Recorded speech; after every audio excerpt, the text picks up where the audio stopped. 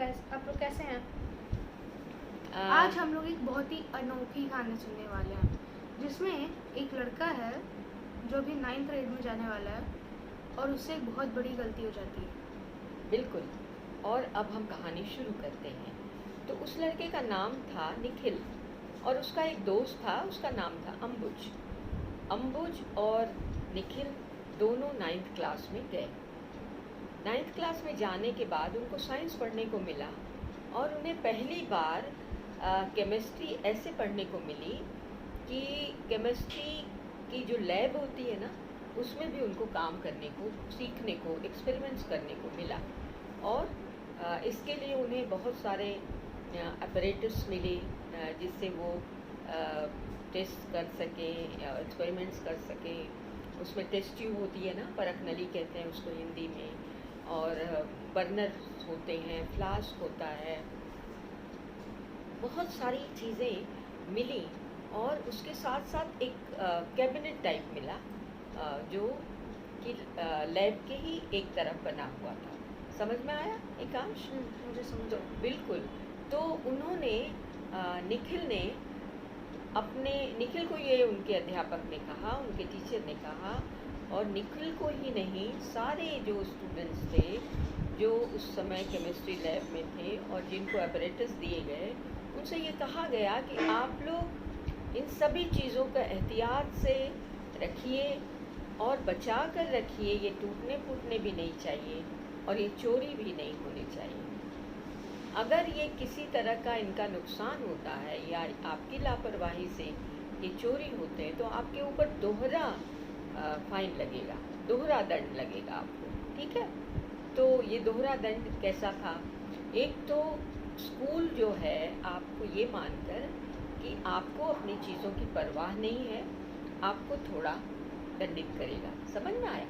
और दूसरे आपको उसका आर्थिक दंड भी लगेगा, आपको कुछ पैसा भरना पड़ सकता है। निखिल का जो स्वभाव था वो थोड़ा लापरवाही वाला था। समझे आप लोग? तो लापरवाही के स्वभाव के कारण वो हमेशा अपनी चीज़ों के प्रति बहुत बेपरवाह रहता था। और ऐसा ही उसने उन सामानों की देखरेख के दौर में भी किया। वो सामान रखता था, ताला लगाना भूल जाता था, या वो सामान रखता भी नहीं था, अपनी ड्रॉअर खुली छोड़ देता था। वो कई तरीके से ये लापरवाही करता था। लेकिन अंबुज को, जो उसका बहुत ही अच्छा दोस्त था, ये पता था, तो वो उसको मदद करता था। जब वो कुछ भी गलत करता था तो वो सही कर देता था और वो हमेशा ये करता था। मगर एक दिन ऐसा नहीं हुआ। एक दिन उसने ताला बंद नहीं किया और अपने ड्रॉअर को खुला छोड़ दिया। दूसरे दिन आकर उसने देखा कि उसकी ड्रॉअर खाली थी, उसमें उसका कोई सामान नहीं था और वो डर गया। वो डर ये गया कि एक तो स्कूल उसको पनिश कर सकता है ना, और दूसरी उसको घर में भी उसकी लापरवाही पर कई बार बहुत डांट पड़ती थी और उसके पिताजी उसको बहुत सारी अनुशासन की शिक्षा देते थे, है ना। तो उसने ये सोचा कि मैं घर पे बताऊंगा नहीं। तो अंबुज ने पूछा कि तुम घर पे नहीं बताओगे तो करोगे क्या? क्या तुम चाहते हो कि तुम्हें दंड मिले? तुम घर पे बताओ, और अगर तुम दंड से बचना चाहते हो तो उसकी कोशिश करो। तो बोला नहीं, घर पे बताऊंगा तो मेरी खटिया खड़ी हो जाएगी। समझते हो? तो मैं नहीं बताऊंगा, मैंने कुछ और सोचा है। तो उसने पूछा अंबुज ने कि तुमने क्या सोचा है? तो उसने कहा, मैंने ये सोचा है कि मैं जिस तरह मेरे इस ड्रॉअर को खाली किया गया, उसी तरह मैं भी किसी का खाली कर दूंगा और उसका सामान लेके अपने इसमें ड्रॉअर में रख दूंगा। ये तो बहुत बुरी बात है। बहुत बुरी बात है। अंबुज डर गया। अंबुज ने कहा, तुम ऐसा कैसे कर सकते हो? तो बोला, क्यों नहीं कर सकता? किसी ने तो मेरे साथ ये किया। तो अंबुज ने कहा, लेकिन तुम तो जानते नहीं हो कि किसने किया, तो तुम कैसे कर सकते हो ये? तुम तो किसी का भी करोगे, किसी का भी नुकसान होगा। तो बोला, तो मुझे सीख ना दे, मैं तेरी बात नहीं मानूंगा। और उसने क्लास के एक अन्य अपने सहपाठी का ड्रॉर देखा, उसका ताला वो खोल सकता था, क्योंकि वो एक बहुत कमज़ोर सा ताला था, ठीक है ना, एकांश। तो उसने उसको खोल दिया किसी तरह, और वो जो जिस सहपाठी था उसका नाम केशव था, और वो अपनी चीज़ों को इतनी सफाई से, मतलब तुम देख सकते थे कि उसका सब ड्रॉर जो है, वो जो कैबिनेट है, वो पूरी तरह से नीट एंड क्लीन और बहुत ही एहतियात से चीज़ें सजी हुई, और उसमें उसकी एक छोटी सी डायरी भी थी, है ना। वो बहुत अच्छा बच्चा था। तो इसको कुछ तो लगा नहीं, कोई दया नहीं आई, कोई ममता नहीं आई मन में, और इसने वो सामान निकाला और अपने उसमें रख के और उसको ताले को बंद कर दिया, और अपने दोस्त से कहा, पता है आज मुझे क्या सीख मिली है?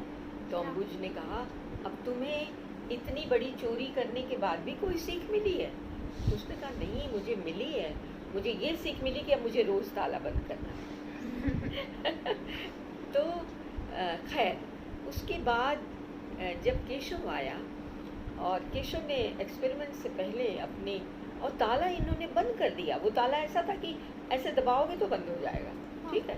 तो इन्होंने बंद कर दिया ताला। तो उसने ताला खोला और देखा कि उसके ड्रॉर में उसकी छोटी सी डायरी के अलावा कुछ नहीं था। वो बहुत दुखी हो गया। उसने तुरंत अपने टीचर से कहा कि आप मेरे ऊपर कोई भी दंड लगाइए, और क्योंकि मैं अपनी चीज़ों को संभालने में सक्षम नहीं था, और मैं आपको अपने बारे में बता रहा हूँ। तो टीचर जो है बहुत दयालु थे, ठीक है।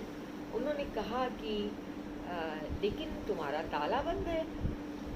तो लड़कों ने चिल्ला के कहा, सारे बच्चे थे, उन्होंने चिल्ला के, सर इसका ताला तो कोई भी खोल सकता था। टीचर ने समझ लिया कि कुछ तो गड़बड़ हुआ। तो उन्होंने कहा कि, और टीचर को केशव का जो बैकग्राउंड था ना, वो पता था। उसके फादर नहीं थे, उसकी माँ नहीं थी, उसकी एक बूढ़ी दादी थी, और एक छोटी बहन थी, और वो बड़ा था, और वो बहुत काम करता था, है ना। उसने किसी तरह अखबार बेचकर, और लोगों के यहाँ जो कभी कोई जो सफाई होती है, पॉलिशिंग होती है, इन सारे कामों में छुट्टियों के दिन काम करके वो पैसा जुटाता था, और उसी से वो पढ़ाई कर रहा था, उसी से उसका जीवन चल रहा था। और किताबें वगैरह वो किसी तरह से ऐसी जुटा लेता था जो कम दामों में मिल जाती, आधे दामों में मिल जाती। और जो बचे हुए पन्ने होते थे कापियों के, उन्हें खोल कर अपनी कॉपीज़ बनाता था। तो टीचर्स के मन में बहुत दया माया थी उसके लिए। टीचर तो परेशान हो गए। तो उन्होंने कहा, कोई बात नहीं, मैं ऐसा करता हूँ केशव कि मैं पूरी क्लास से पूछता हूँ कि तुम्हारे साथ ऐसा हुआ है, तो क्लास क्या चाहती है। तो क्लास को भी पता था केशव के बारे में। तो क्लास ने कहा कि सर, हम सभी लोग मिल के इसको आर्थिक रूप से मदद करते हैं, जो कि करते हैं स्टूडेंट्स।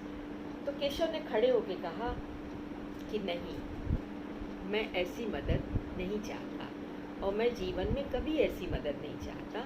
मैं खुद मेहनत करूँगा, मैं थोड़ी ज़्यादा मेहनत करूँगा, और मैं ये काम कर लूँगा, और मेरे लिए यही बहुत है कि आपने कहा कि मेरे ऊपर कोई दंड नहीं लगेगा।